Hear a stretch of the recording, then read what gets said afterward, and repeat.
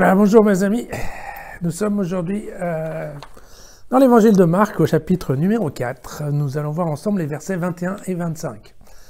Alors, dans cette partie de l'évangile de Marc, nous sommes encore un peu au début, puisque le chapitre 4, nous sommes dans cette partie où, en fait, Marc nous décrit Jésus parmi les siens. Et donc Jésus qui essaye d'expliquer beaucoup à ses disciples, un peu à la foule, qu'est-ce que le royaume de Dieu et comment tout ça fonctionne.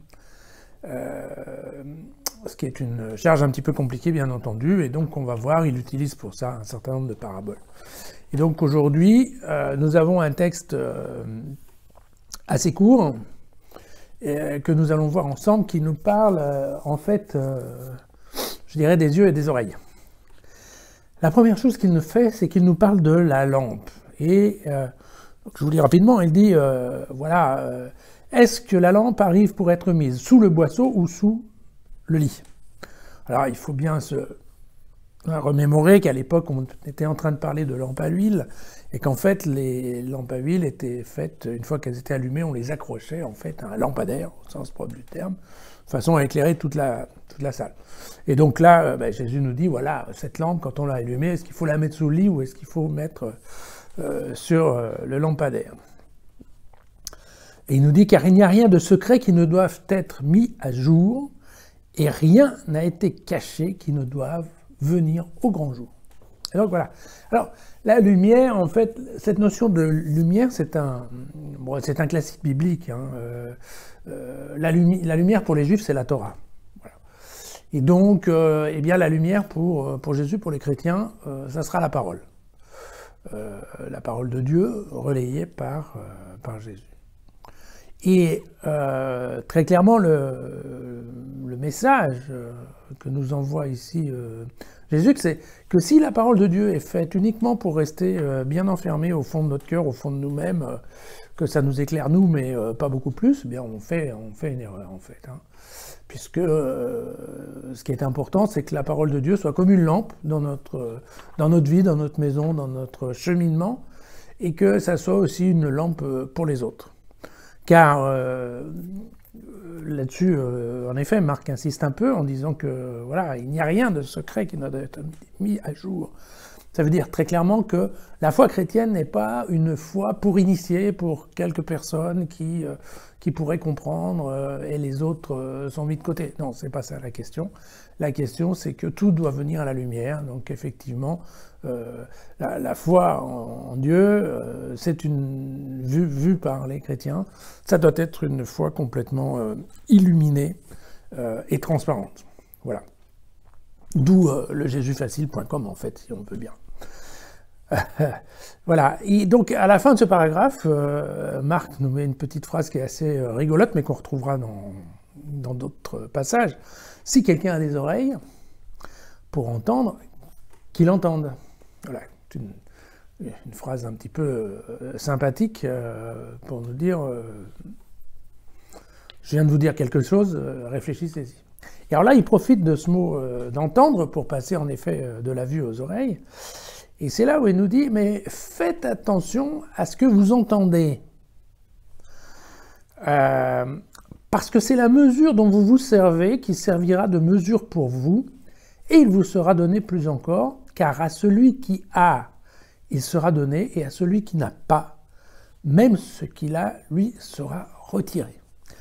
Oh, ça c'est évidemment dit comme ça, c'est pas très facile à comprendre. Alors, la mesure, c'est aussi un concept juif assez connu dans la tradition, puisque normalement on l'utilisait pour parler de la mesure de sel.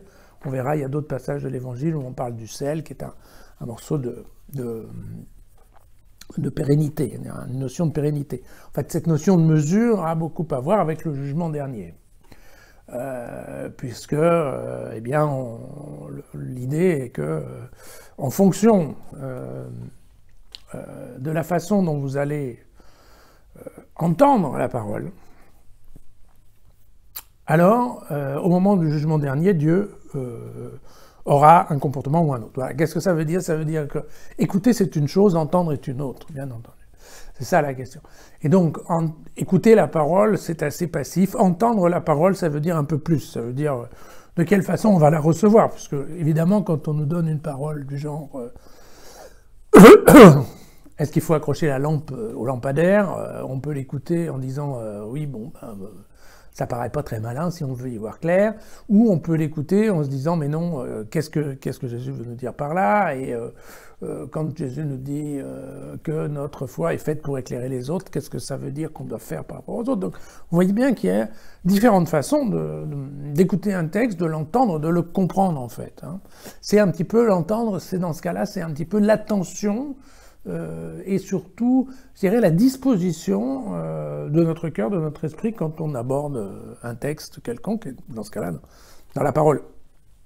Donc, vous voyez que c'est dans ce sens-là où, d'un côté, il y a bien oui, la question de voir la lumière, la parole, mais aussi la question dont on fait fonctionner nos oreilles et l'affection en fait, dont on va réagir. Est-ce que nous dit effectivement Jésus? Eh bien, c'est que en fonction de l'attention qu'on va donner ou de notre prédisposition, je dirais, eh bien cette prédisposition, au moment du jugement dernier, peut-être, en effet, Dieu sera s'en souvenir dans un sens comme dans l'autre.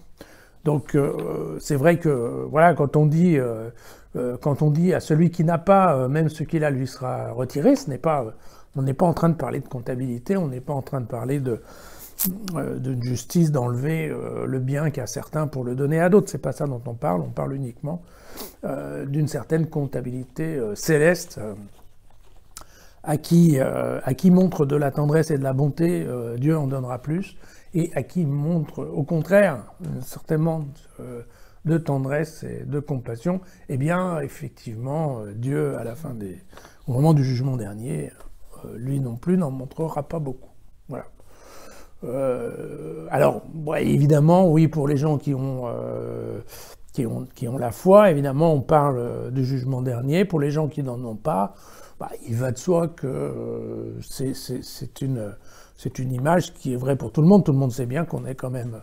On a tendance à être plus sympa avec des gens qui montrent ou qui démontrent un certain effort pour que les choses s'avancent, qu'avec des gens qui ne font aucun effort. On est plus gentil avec des gens gentils qu'on est avec des gens méchants. Donc même sans attendre le jugement dernier, rien qu'au niveau des autres personnes qui vivent avec nous, évident que cette notion de mesure fonctionne aussi. Donc voilà, n'hésitez pas à lire bien le texte et l'intégrale du commentaire sur jesusfacile.com. Et puis cette vidéo, vous pouvez la voir, la revoir, évidemment la liker et puis la transmettre, faites connaître jesusfacile.com à vos amis.